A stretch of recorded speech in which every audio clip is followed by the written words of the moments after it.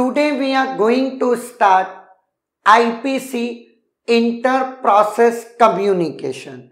It is one of the important chapter in terms of any competitive exam जिसमें operating system पूछा जाता है। अगर मैं गेट की बात करूं तो हर ईयर 2 से 3 नंबर का क्वेश्चन इस चैप्टर से बनता ही बनता है।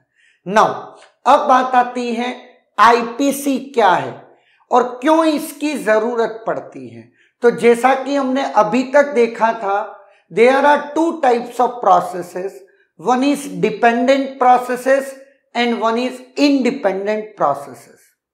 ऐसे तो आपने फोरग्राउंड और बैकग्राउंड प्रोसेसेस का भी नाम सुना था, लेकिन अगर मेजरली सिस्टम में आप बोलोगे तो वो प्रोसेसेस जिनको किसी और प्रोसेस से कोई लेना देना नहीं है वो इंडिपेंडेंट प्रोसेस, और वो प्रोसेस जो कि किसी दूसरी प्रोसेस से अफेक्ट होती हैं ऐसी प्रोसेसेस को हम बोलते हैं डिपेंडेंट प्रोसेस है। Like producer consumer problem. Producer consumer problem क्या है? प्रोड्यूसर आइटम को प्रोड्यूस करके बफर में रखता है, कंज्यूमर उस आइटम को बफर से कंज्यूम करता है। अगर प्रोड्यूसर प्रोड्यूस करता रहे और कंज्यूमर मस्ती में घूमता रहे और कंज्यूम ही ना करे तो एक समय आएगा बफर फुल हो जाएगा और प्रोड्यूसर प्रोड्यूस नहीं कर पाएगा। इस केस में producer is affected by consumer.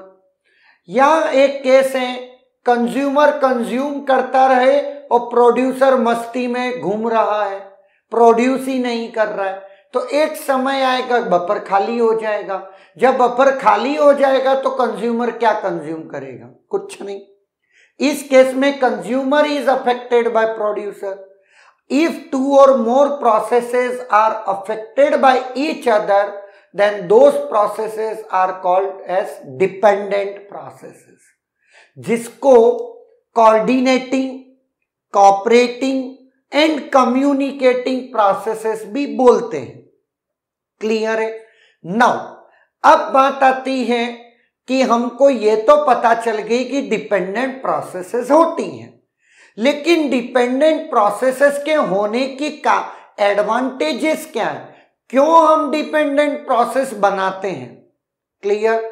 तो सबसे पहला है इंफॉर्मेशन शेयरिंग। एक डेटा है जिसको बाकी सारी प्रोसेसेस शेयर कर रही हैं। जब ऐसा केस आता है तो इंफॉर्मेशन की जब शेयरिंग हो रही है, एक प्रोसेस राइट कर रही है और दूसरी प्रोसेस रीड कर रही है उसी डेटा में, तो हमको किसी तरीके से फायदा तो है, लेकिन हमको मैकेनिज्म प्रोवाइड करना पड़ेगा जिससे वो आपस में कम्युनिकेट कर पाए। क्लियर? तो इंफॉर्मेशन की शेयरिंग हो गई। एक होता है कंप्यूटेशनल स्पीड अप। एक बहुत बड़े टास्क को तुमको परफॉर्म करना है, रन करना है, तो तुमने क्या सोचा? इसको एक काम करते छोटे छोटे में तोड़ देते। क्लियर? तो जब छोटे छोटे में तोड़ देंगे तो हम लोग कंप्यूटेशनल स्पीड अप दे पाएंगे, क्योंकि सारे छोटे छोटे टास्क कहां हो जाएंगे? अलग अलग प्रोसेसर्स पे चल जाएंगे। ये मानते हुए कि मल्टी प्रोसेसर आर्किटेक्चर हम यूज कर रहे हैं। क्लियर है? लेकिन जब आप टास्क को तोड़ते हैं तो कहीं ना कहीं एक दूसरे के बीच में डिपेंडेंसी हो जाती है या ना? सर्टेन केसेस में जब डिपेंडेंसी होगी तो आपको उसे मैनेज करना पड़ेगा। नेक्स्ट है मॉड्यूलरिटी। हर हमेशा हम चीजों को आसान करने के लिए एक बड़ी चीजों को छोटे छोटे मॉड्यूल्स में डिवाइड करते हैं और उसको अलग अलग एग्जीक्यूट करने को प्रीफर करते हैं। क्लियर है? जब छोटे छोटे मॉड्यूल अगेन बनेंगे तो फिर क्या होगा? उनमें डिपेंडेंसी रहेगी।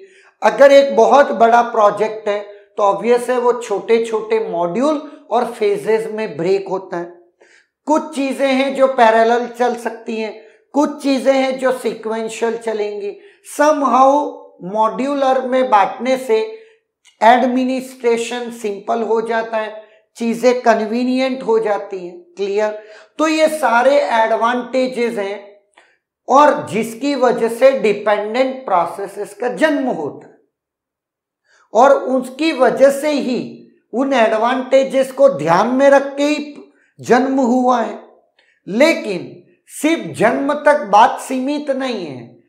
वंस आपने डिपेंडेंट प्रोसेस बना दी, ऑपरेटिंग सिस्टम के पास ऐसा कोई मैकेनिज्म तो हो कि वो आपस में डिपेंडेंट प्रोसेसेस कम्युनिकेट कर पाए। क्लियर है?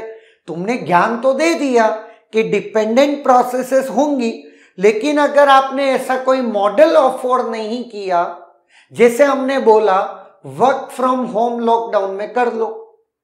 अरे वर्क फ्रॉम होम कर तो लेंगे, लेकिन कोई ऐसा सॉफ्टवेयर तो हो जिस पे हम काम करेंगे। एक टीम के तरीके से हमारे पास कोई तो सॉफ्टवेयर हो, डिवाइस तो हो, हार्डवेयर और सॉफ्टवेयर का कॉम्बिनेशन तो हो, जिसके थ्रू हम काम कर पाएंगे।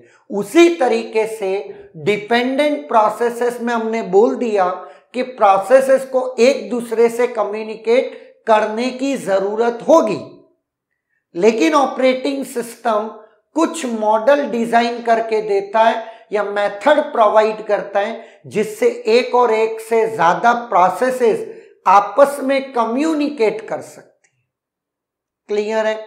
Now these are the models.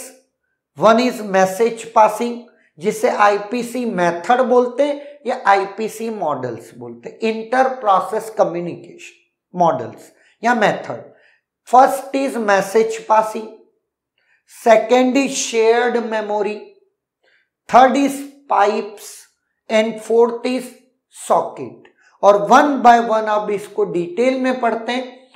Almost अभी तक अगर मैं बात करता हूं इस पूरे थियोरिटिकल पोर्शन में, तो मैक्सिमम केसेस में आपका यहां से गेट में थियोरिटिकल क्वेश्चन नहीं बना है, लेकिन ये चैप्टर मतलब शुरू के 2-3 लेक्चर पब्लिक सेक्टर के पॉइंट ऑफ व्यू से बहुत ही इंपॉर्टेंट है और स्ट्रेट फॉरवर्ड क्वेश्चन आता है। Clear? Is there any doubt?